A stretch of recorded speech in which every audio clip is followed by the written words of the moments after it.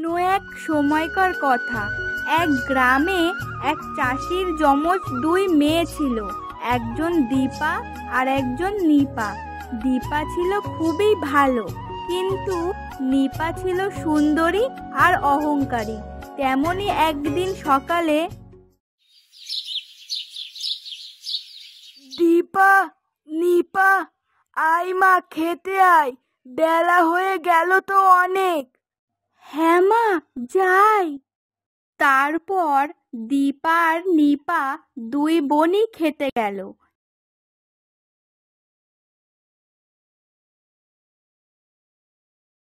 মা, তুমি আমাকে শুধু নিরামিষ খেতে দিয়েছো? তোকে শুধু কোথায়, দেখ আমরা সবাই তো খাচ্ছি। ধুর বাবা, তুমি কি জানো না আমি নিরামিষ খাবার খেতে পারি না? আমার জন্য ভালো কিছু রান্না করে নিয়ে আসো। খেয়ে নে না মা, এখন এই দিয়েই। আমরা তো খুবই গরিব, আমরা সব সময় মাছ মাংস কোথা থেকে পাবো বল? তোর বাবার আয় ইনকামও তো তেমন ভালো না, তুই তো একটু হলেও বুঝিস বল? বড় হয়েছিস এখন, নে মা, তুই খেয়ে নে। খেয়ে নে না নিপা, একটু কষ্ট করে খেয়ে নে। কাল আমি বাবাকে বলবো তোর জন্য যেন অবশ্যই বাজার থেকে মাছ নিয়ে আসে। আজকে খেয়ে নে বোন আমার। তুই চুপ কর তো দীপা, তুই সব সময় বেশি বেশি বকিস। তোকে কে বলেছে আমার আর মায়ের মাঝখানে কথা বলতে? আমি কি তোকে বলেছি? তুই কেন আমার কথার মধ্যে কথা বলিস সব সময়? হ্যাঁ, ও, তুই তো আবার ভালো সাজতে চাস না, নিজের ভালো মানুষকে দেখিয়ে। আহ নিপা, দিদির সাথে কিভাবে কথা বলতে হয় জানিস না? তুই কি কিছুই শিখিসনি? তোর বাবা কিংবা আমি তো তোকে কখনো এরকম শিক্ষা দিইনি, তাহলে তুই কেন এরকম হলি? হ্যাঁ, তুই তো দেখছি কাউকে মানছিস না, না তোর বাবাকে, না আমাকে, না দীপাকে। দেখো মা, আমি এইসব খেতে পারবো না, আমার জন্য অন্য কিছু রান্না করে এনে দাও, না হলে আমি এখনই চলে গেলাম, খাবই না আমি। বোন, যাস না, শোন, ভাতের থালা এইভাবে ফেলে রেখে যেতে নেই। নিপা কোনো কিছুই না শুনে ঘরে চলে যায়, আর তারপর সে ঘরে একা একা বসে ভাবতে থাকে যে কিভাবে সে তার দিদি দীপাকে সবার কাছে খারাপ প্রমাণ করতে পারবে আর তাকে এই বাড়ি থেকে বের করে দেবে।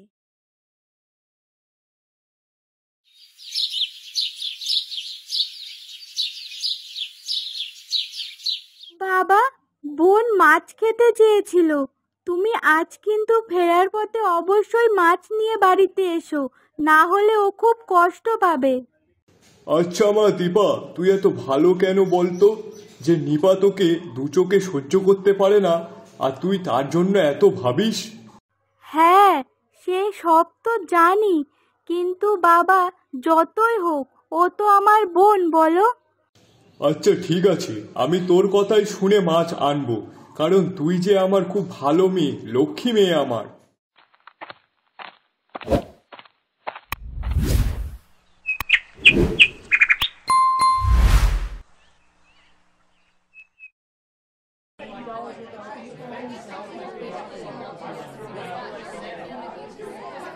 দাদা, আজ কি মাছ আছে গো?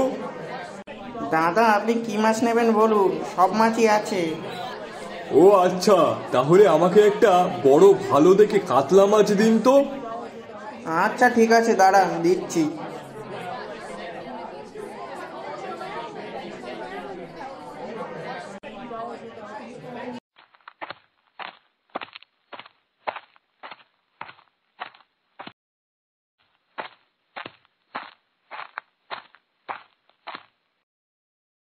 তুই কি রে দীপা, হ্যাঁ, তুই সকাল থেকে একটানা কাজ করছিস, এখন আবার রান্না করতে এসেছিস? ওঠ, আমি রান্না করছি। আজ যা, তোর সোহাগী বোনকে ডেকে নিয়ে খেতে আয়, তোর বাবাকেও ডেকে আনিস, আজকে চারজন একসাথেই খাবো। আচ্ছা ঠিক আছে মা, আমি এক্ষুনি দিচ্ছি।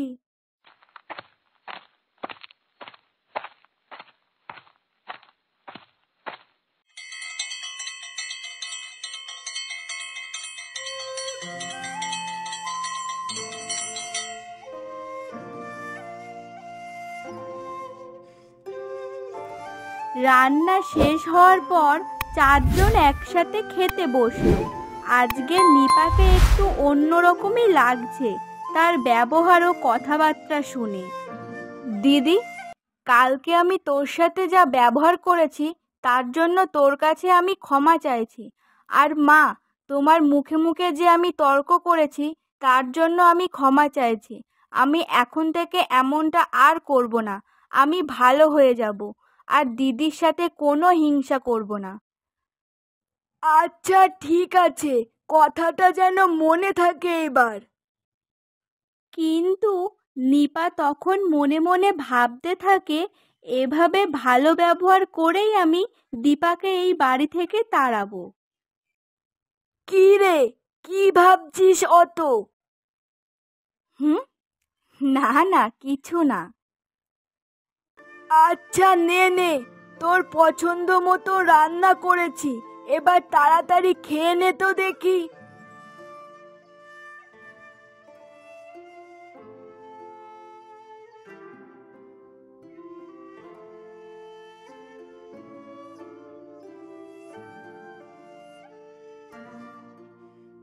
আহ দিদি, আজকে যা ভালো খাওয়া হলো না, উফ। আচ্ছা শোন, এখন একটা লম্বা ঘুম দিয়ে নে তো।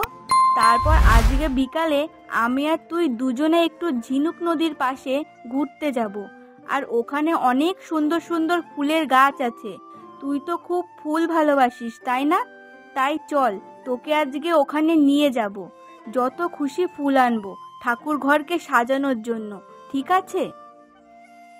ঠিক আছে বোন, এ তো খুবই ভালো কথা। ঠিক আছে, আমি তাড়াতাড়ি একটু ঘুমিয়ে নিই, তারপর বিকাল বিকাল যাব কিন্তু। হ্যাঁ হ্যাঁ, ঠিক আছে।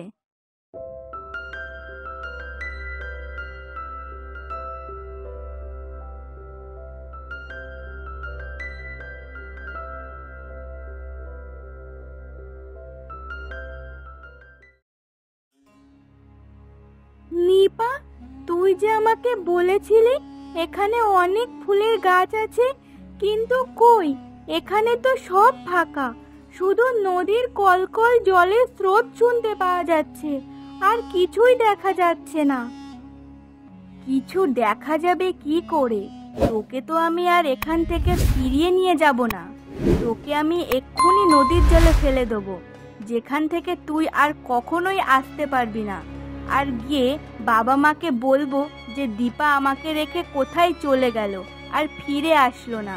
তখন দেখবি বাবা মা তোকেই খারাপ ভাববে, আর আমি বাবা মার কাছে খুবই ভালো হয়ে যাব। কি রে, চুপ করে আছিস কেন? কিছু তো বল। দিদি, আমি তো তোকে উপহার দেব, তুই কিন্তু চোখ খুলবি না।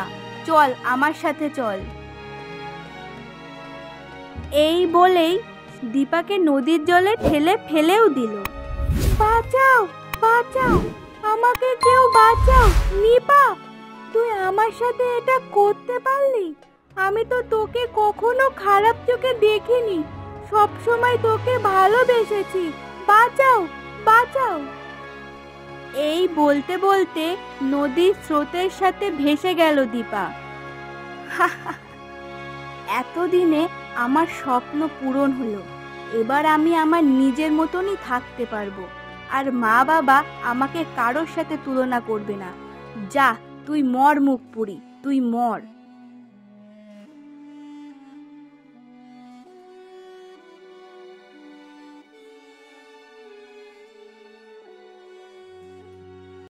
তারপর নিপা যখন বাড়ি আসলো তখন সন্ধে হয়ে গেছে। তখন তার মা বাবা দুজনেই নিপাকে জিজ্ঞাসা করলো, কি রে নিপা, তোর দিদি আসেনি? তোরা দুজন যে একসাথে গেলি, তাহলে দীপা কোথায়? কি রে নিপা মা, চুপ করে আছিস কেন? তোর দিদি কোথায়? বাবা মা, তোমরা জানো, দিদি আমাকে বলল তুই একটু দাঁড়া, আমি এক্ষুনি আসছি। এই বলে যে ও কোথায় চলে গেল, আমি কতক্ষণ ধরে অপেক্ষা করলাম। ওকে কত ডাকলাম চিৎকার করে করে, কিন্তু আসলোই না। মানে? মানে টানে আমি অত জানি না, ও হয়তো চলে গেছে এই বাড়ি ছেড়ে। তোমরা ওকে দিয়ে অত কাজ করাও ওই জন্যই হয়তো। ও সব সময় তোমাদের সামনে ভালো সেজে থাকতো ঠিকই, কিন্তু মনে মনে এটাই ভাবতো যে তোমাদের কাছ থেকে চলে গিয়ে অন্য কোথাও গিয়ে ভালো থাকবে। অন্য কোথাও মানে কি বলতে চাইছিস তুই? কি রে, চুপ করে আছিস কেন? বাবা তোকে তো কিছু জিজ্ঞাসা করেছে, তার উত্তর দে। না মানে, দেখো মা, এসব কথা আমি বলতে চাই না তোমাদেরকে, কিন্তু তোমরা যখন এতই জিজ্ঞাসা করছো তখন আমি বলছি। শোনো, আমি 2 দিন করে তোমার ওই আদরের মেয়ে দীপাকে দেখছি ওই পাড়ার ওই যে অমল নামে একটা ছেলে আছে না, সেই ছেলেটার সঙ্গে কথা বলতে। কি? তুই কি বলতে চাইছিস? মেয়ের নামে এত বড় কথা বললাম, তারপরেও বলছে তাতে কি হয়েছে? ওখানে যদি আমি থাকতাম তাহলে তো আমাকে আগে মারতো, তারপরে অন্য কথা বলতো। আর দীপার বেলায় তাতে কি হয়েছে? কি রে, চুপ করে আছিস কেন? কিছু বল। নিপা, তুই কি বলতে চাইছিস পরিষ্কার করে বলিস, কিন্তু শুধু শুধু চুপচাপ দাঁড়িয়ে থেকে মাথা গরম করাস না। দেখো মা, আমরা তো যমজ বোন, তাই এদিন আমি বিকালবেলায় যখন জল নিয়ে বাড়ি আসছিলাম তখন হঠাৎ অমল আমাকে দীপা ভেবে পিছন থেকে ডাক দেয়। তারপর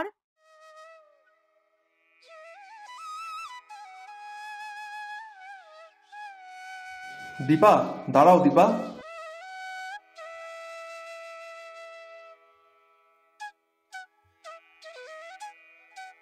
কি হয়েছে দীপা? কদিন থেকে দেখছি তুমি আমার সাথে কথা বলছো না, কি হয়েছে? তুমি যে সময় জল নিতে আসো সেই সময়ে এখনো আর আসছো না। আমি তোমার জন্য সারা বিকাল এখানে অপেক্ষা করি, আর তুমি কি না আমার সাথে একটুও কথা বলো না, দেখাও করো না। কি হলো দীপা, চুপ করে আছো কেন? কিছু তো বলো। ও আচ্ছা, এই ব্যাপার, বুঝলাম তাহলে। ওই জন্য দীপা প্রায় দিন বিকালে জল নিতে আসে। দীপা, বাড়িতে কি কোনো সমস্যা হয়েছে? তুমি বাড়িতে আমার কথা কিছু বলোনি? দেখো দীপা, আমি তোমাকে সত্যি খুব ভালোবাসি। তুমি যদি বলো তোমার বাবা মায়ের সঙ্গে কথা বলতেও আমি রাজি আছি, কিন্তু তুমি কিছু তো বলো, কি হলো? আসলে আমি দীপা না, আমি দীপার বোন নিপা। কি? নিপা? কিন্তু এই সময় জল নিতে তো দীপা আসে, তা আজ হঠাৎ তুমি? হ্যাঁ, ওই আসে, কিন্তু আজ ভাগ্যিস আমি এসেছিলাম, তাই সবটা জানতে পারলাম। কি জানতে পারলে? এই যে দীপা তলে তলে এত দূর চলে গেছে সেটা। না মানে আসলে থাক থাক, তোমাকে আর শাক দিয়ে মাছ ধরতে হবে না। আমি আজই বাড়িতে গিয়ে মা বাবাকে গিয়ে সবটা বলবো। না না বোন আমার, অমনটা করে না, দোহাই তোমার, এত বড় সর্বনাশ তুমি আমাদের করো না। সরো তো তুমি, পথ ছাড়ো আমার।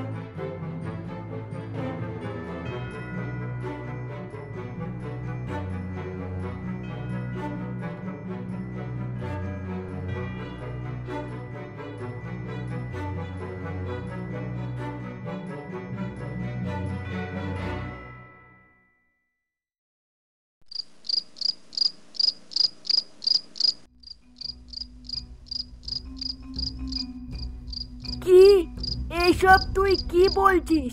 তোর মাথার কোনো ঠিক আছে তো? হ্যাঁ হ্যাঁ মা, আমার মাথা ঠিকই আছে। মাথা ঠিক নেই শুধু তোমাদের। তোমরা তোমাদের ওই আদরের দীপাকে এত ভালোবাসো যে ওর ভুলটাও তোমরা চোখে দেখতে পাচ্ছ না। দেখো, আমার মনে হয় ও হয়তো অমলের সঙ্গেই পালিয়ে গেছে। নিপা! এ তুমি কি করলে গিন্নি? না না, এ হতে পারে না।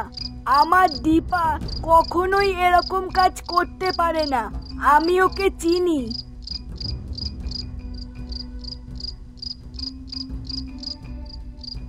তুমি আমাকে মারলে? ঠিক আছে, কোনো ব্যাপার না। তুমি যে মেয়ের জন্য আমার গায়ে হাত তুলেছো তাকে যে তোমরা আর কোনোদিনও খুঁজে পাবে না।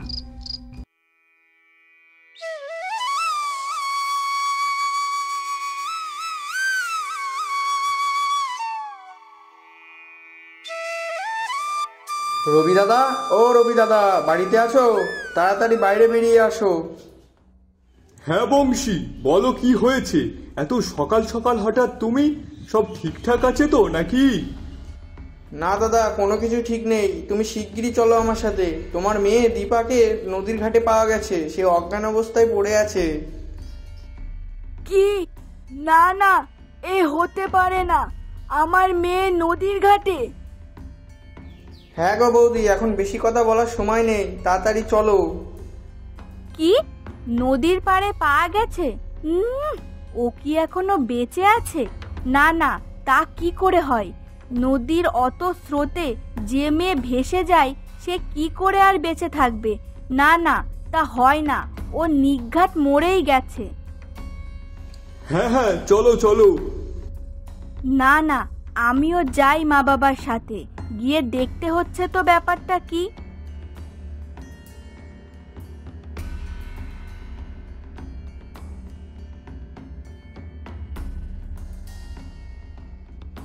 দীপা, মা, দীপা কথা বল না মা। দাঁড়াও দাঁড়াও, বেশি উত্তেজিত হয়েও না। এক কাজ করো, দীপার চোখ মুখে একটু জল ছিটিয়ে দাও। হ্যাঁ হ্যাঁ, দাও দাও। এই তো, দীপা চোখ খুলেছে। দীপা, ও দীপা, শুনতে পাচ্ছিস মা? কি হয়েছে তোর মা? তুই এখানে কিভাবে এলি? গিন্নি, আস্তে, এত তাড়াহুড়ো করো না, ওকে একটু সময় দাও। কিন্তু ওর এরকম অবস্থা হলো কি করে? ওরা তো ঝিনুক নদীর পাড়ে ফুল আনতে গেছিল, আর সেটা তো আমাদের গ্রাম থেকে 3টে গ্রাম পার করে অনেক দূরে।